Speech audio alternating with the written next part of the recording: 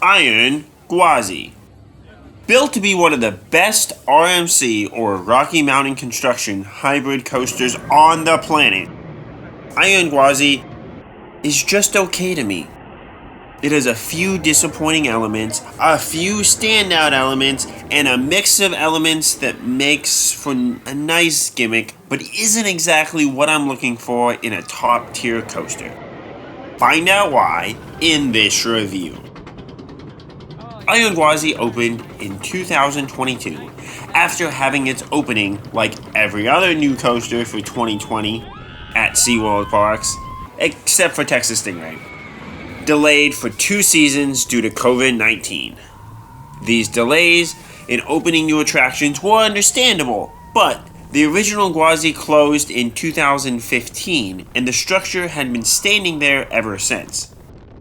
The original Gwazi was a dueling wooden Great Coasters International, or GCI, wooden coaster that decreased in popularity for becoming too rough, with it only operating one side of its track in its final years. Ultimately, the wait for Iron Gwazi was long, so there was hope that it would be one of the better, if not the best, RMCs out there. The original Gwazi had a lion and tiger theming for its 2 sides. Now, Gwazi has a light alligator theming. Unlike its wooden version, Iron Gwazi has just one track, with the goal of being one of the tallest RMCs at 206 feet, and the steepest at 91 degrees. I'm not a huge fan of beyond vertical drops, but RMC has some of the best coaster drops in the world, so I was hopeful this hyper coaster would knock my socks off. I did prefer being towards the front of the train versus being in the back, just based on how this coaster rides. I did not wait the extra time for the very front row, as that line was very long on my visits. But the second row rode the best for me, even after experiencing the very back. The pre-lift for this coaster is relatively tame, as you just navigate around the queue line before heading up the quick lift hill. This lift offers little to see with the adjacent middle parking lot and backstage area for the animal habitats surrounding much of Gwazi. Then, you're slowed to a crawl at the top of the hill, offering a chance for you to rethink riding Iron Gwazi. Then you're plunged down. Iron Gwazi's drop! Before riding Iron Gwazi, I had just come from Six Flags over Georgia, where I considered Twisted Cyclone's drop to be solid, all things considered. Iron Gwazi doesn't get that pass. This drop was very average for me, which makes it one of the worst RMC drops that I've been on. I rode this coaster later in the day on both of my visits, as others have said that it does need to warm up. But I really can't get over how average this drop was, when it should be fantastic, especially with a head chopper coming out of it. The rest of Iron Gwazi, though, is absolutely chaotic, and with few landmarks or theming, there's little chance you'll know or remember what comes next.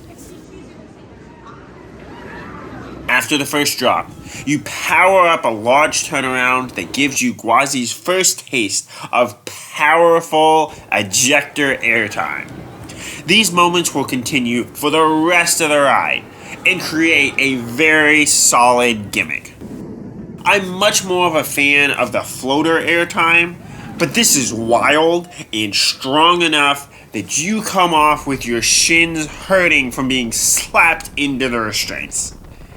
Then, you have a curved drop followed by a nice banking as you go up another curved hill. This again straightens out at the top to give you great ejector airtime, before banking down into a barrel roll drop, which is nicknamed the Death Roll, after the death grip for an alligator.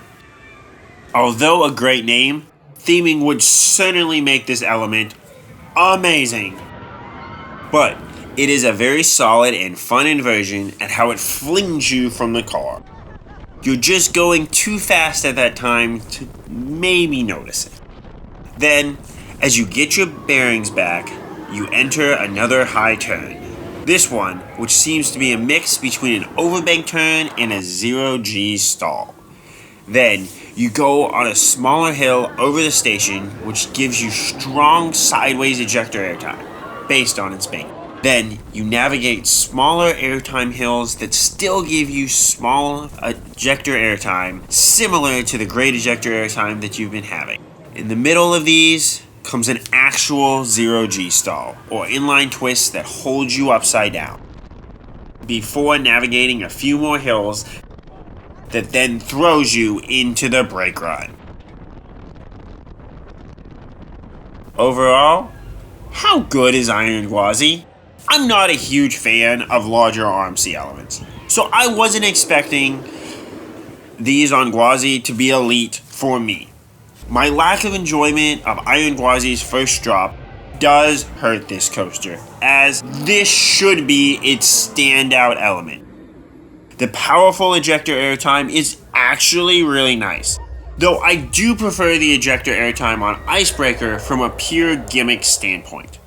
But Gwazi's ejector airtime, combined with its speed and quick pacing, make for a very enjoyable ride. The inversions are decent, with the death roll being my favorite. And the added chaotic nature of Iron Gwazi is just enjoyable. Despite its prime ride time being less than 50 seconds, Gwazi doesn't feel short, it feels adequate. All this being said, I rank Iron Gwazi right above Twisted Cyclone, as I enjoyed Twisted Cyclone's drop, and it does have solid elements. But Gwazi, as it should, does a little bit more. However, I rank Iron Gwazi right below Shockwave, as Shockwave's airtime is truly magical, and ranks right below the Iron Rattler in my ratings. What are your thoughts on Iron Gwazi? Is this one of the best coasters out there? Is it decent, but just not as good as you've hoped? Do let me know. And, as always, Cup Kun Crop.